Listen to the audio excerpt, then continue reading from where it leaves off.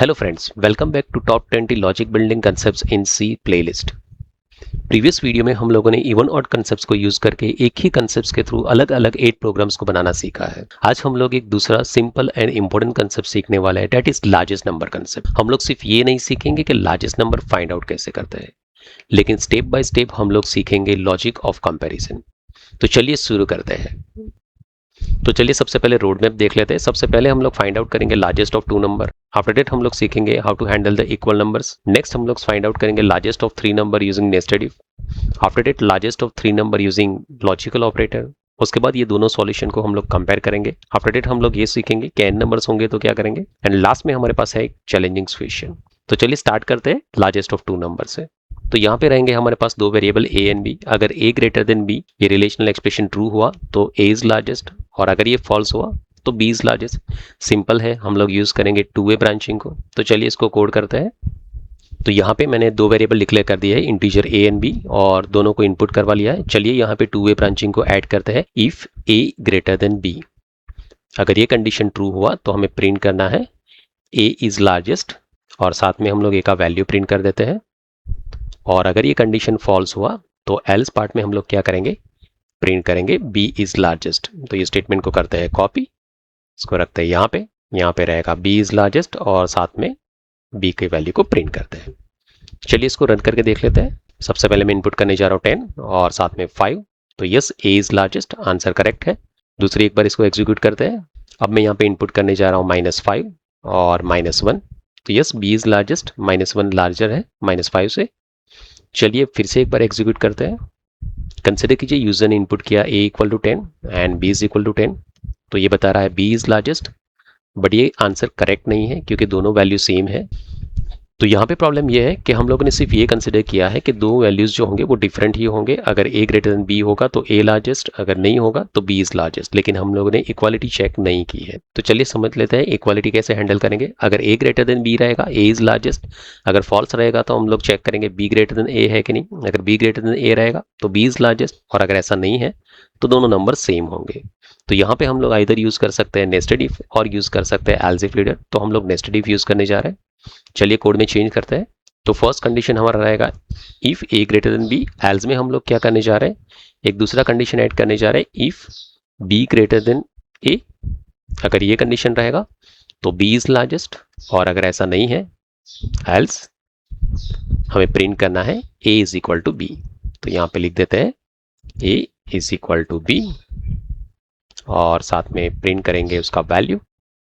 दोनों के value same रहेंगे तो आप a को प्रिंट करो या b को प्रिंट करो, वो सेम वैल्यू प्रिंट करने वाला है। चलिए इसको रन कर देते हैं। अब मैं इनपुट करने जा रहा हूँ a equal to 5, b is equal to 5। तो यस, ये a is equal to b print कर रहा है। तो यहाँ पे हमने यूज किया है नेस्टेड इफ कंसेप्ट। ये प्रोग्राम को आप एल्स इफ लीडर से भी लिख सकते हैं। चलिए अब नेक्स्ट प्रॉब्लम पे जाते हैं, largest of 3 number using nested if. तो हमारे पास 3 वेरिएबल रहेंगे a, b एंड c। अब ए आंसर कब आ सकता है, a ग्रेटर देन b है and a greater than c है। तो सबसे पहला सिचुएशन हमारा क्या है, if a greater than b। अगर ये ट्रू हुआ तो हम लोग क्या करेंगे, चेक करेंगे a ग्रेटर देन c। अगर ये भी ट्रू है then we can say a is largest, but अगर ये फॉल्स हुआ तो क्या होगा, c इज लार्जेस्ट। अब सोचिए कि फर्स्ट कंडीशन हमारा फॉल्स हुआ, a greater than b false है। ये कब फॉल्स हो सकता है, अगर b का वैल्यू a से लार्जर है।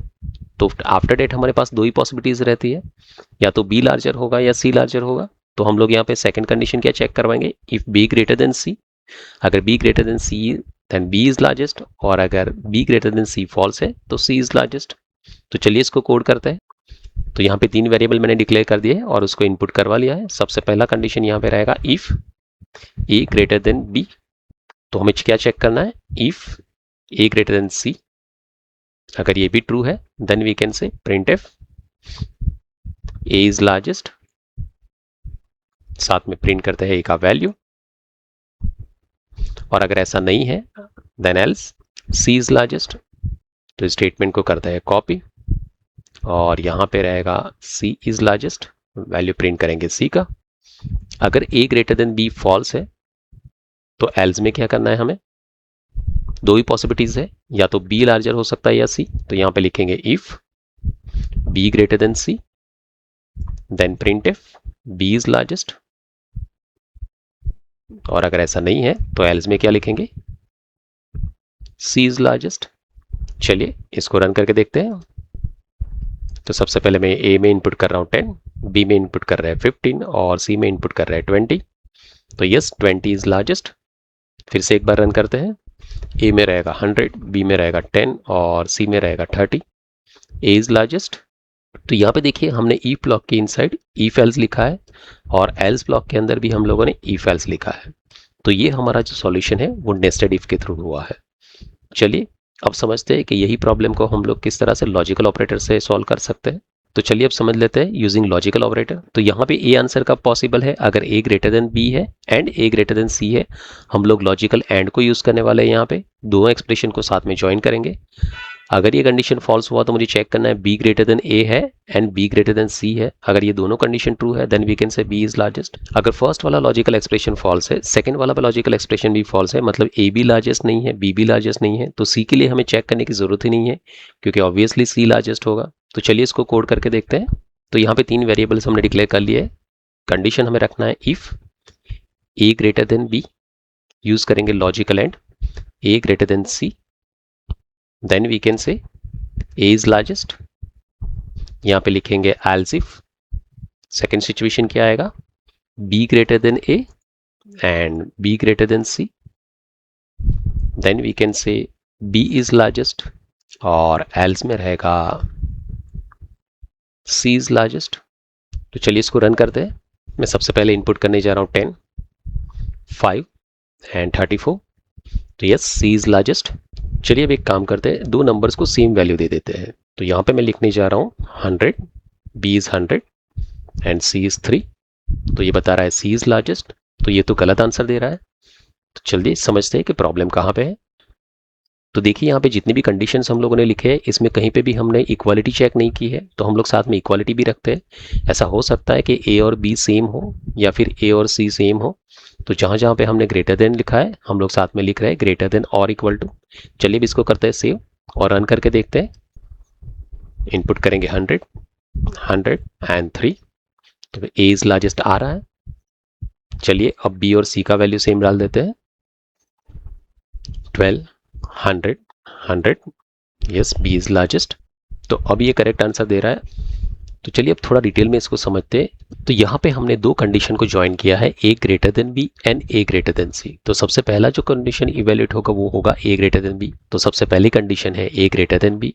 अब या तो ये ट्रू होगा या फॉल्स होगा। अब फर्स्ट केस कंसिडर करते हैं कि अगर ये कंडीशन ट्रू है, अगर ये कंडीशन ट्रू होगा तभी चेक होगा ए ग्रेटर देन सी। अब ऐसा क्यों है, क्योंकि हमने यूज किया है लॉजिकल एंड। और शॉर्ट सर्किट इवोल्यूशन का रूल्स क्या बताता है कि अगर दो कंडीशंस को आप ज्वाइन करते हो यूजिंग लॉजिकल एंड, तो at that time first condition true होगा तभी वो सेकंड कंडीशन को चेक करेगा। ए ग्रेटर देन बी ट्रू है, दैट मींस ए का वैल्यू बी से लार्जर है। तो यहाँ पे मैं ये चेक कर रहा हूँ कि ए ग्रेटर देन सी है कि नहीं। अब यहाँ पे दो पॉसिबिलिटीज है, या तो ये ट्रू होगा, अगर ट्रू होगा तो ए इज लार्जेस्ट, और अगर फॉल्स होगा तो सी इज लार्जेस्ट। अब सेकंड केस कंसिडर करते हैं, अगर A greater than B false है। अगर ये फॉल्स है तो शॉर्ट सर्किट इवोल्यूशन क्या बोलता है कि अगर फर्स्ट कंडीशन फॉल्स है, आपने लॉजिकल एंड यूज किया है, तो सेकंड कंडीशन को चेक ही नहीं करना है, डायरेक्टली ये कंडीशन फॉल्स हो जाएगा। तो ये डायरेक्टली जाएगा एल्स इफ में, जहां पे आपने दो कंडीशन लिखे हैं, B greater than A and B greater than C. लेकिन एक पॉइंट यहाँ पे देखिए कि अगर A greater than B false है, इसका सीधा मतलब ये है कि बी ग्रेटर देन ए ही है। तो आपका आंसर अभी दो ही पॉसिबल है, या तो बी लार्जेस्ट हो सकता है या सी लार्जेस्ट हो सकता है। और उसको चेक करने के लिए आपको ये कंडीशन की जरूरत है ही नहीं, आपको सिर्फ चेक करना है बी ग्रेटर देन सी। अगर ये ट्रू है तो बी लार्जेस्ट है, अगर ये फॉल्स है तो सी लार्जेस्ट है। मतलब यहाँ पे जो हमने ये बी ग्रेटर देन ए लिखा है, ये कंडीशन की कोई जरूरत ही नहीं है। तो चलिए हमारे कोड में चेंज करते हैं। यहाँ से हम लोग क्या करेंगे, डिलीट करेंगे कंडीशन को। हमें सिर्फ चेक करना है बी ग्रेटर देन सी, और अगर ट्रू होगा तो बी इज लार्जेस्ट, और अगर फॉल्स होगा तो सी इज लार्जेस्ट। चलिए भी इसको रन करके देखते हैं। इनपुट करते हैं 10, 20 एंड 30।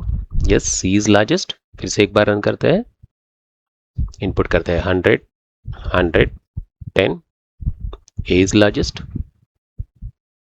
अब बी और सी का वैल्यू सेम रख के देख लेते हैं, 10, 100, 100, बी इज लार्जेस्ट। तो ये परफेक्टली वर्क कर रहा है। लेकिन यहाँ पे आप अभी भी एक केस ऐड कर सकते हो कि ये तीनों वैल्यू सेम भी हो सकते हैं। तो एट दैट टाइम आपको एक दूसरा कंडीशन ऐड करना पड़ेगा, A is equal to B and A is equal to C. चलिए अब ये दोनों सॉल्यूशंस को कंपेयर कर लेते हैं।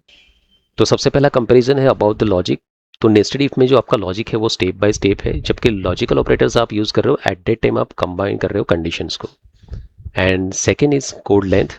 अगर आप नेस्टेड इफ यूज करोगे तो ऑब्वियसली आपका कोड लॉन्ग हो जाएगा, जबकि आप लॉजिकल ऑपरेटर यूज करोगे तो आपका कोड शॉर्टर होगा। तो दोनों कोड सेम वे से एग्जीक्यूट होंगे। तो लॉजिकल ऑपरेटर्स आपको तब यूज करना है अगर आप मल्टीपल कंडीशंस को सिंगल स्टेटमेंट्स में क्लियरली एक्सप्रेस कर सकते हो। चलिए अब ये समझते हैं कि एन नंबर्स होगा तब क्या करेंगे। तो अगर आपके पास 2 नंबर है आपको मिनिमम 1 कंपैरिजन करना पड़ेगा। अगर आपके पास 3 नंबर है आपको 2 कंपैरिजन करने पड़ेंगे। अगर आपके पास 4 नंबर्स है आपको मिनिमम 3 कंपैरिजन करने पड़ेंगे। तो ऑब्वियसली अगर आपके पास n नंबर है तो आपको n-1 कंपैरिजन करना पड़ेगा। लेकिन n-1 कंपैरिजन लिखना ये डिफिकल्ट टास्क है, तो यहाँ पे लूपिंग का कंसेप्ट यूज होगा as well as n numbers के लिए हमें यूज करना पड़ेगा कंसेप्ट ऑफ एरे, जिसके बारे में हम लोग लेटर ऑन डिस्कशन करेंगे। तो चलिए अब आ जाते हैं at the end of video. तो हमने ये तो सीख लिया कि लार्जेस्ट नंबर को फाइंड आउट कैसे करना है। आपके लिए चैलेंजिंग क्वेश्चन ये है कि अगर आपको 3 नंबर्स में से सेकंड लार्जेस्ट नंबर को फाइंड आउट करना है तब आप क्या करोगे। तो ये वीडियो को यहाँ पे करते हैं स्टॉप, और नेक्स्ट वीडियो में हम लोग डिस्कशन करेंगे एक नया कंसेप्ट।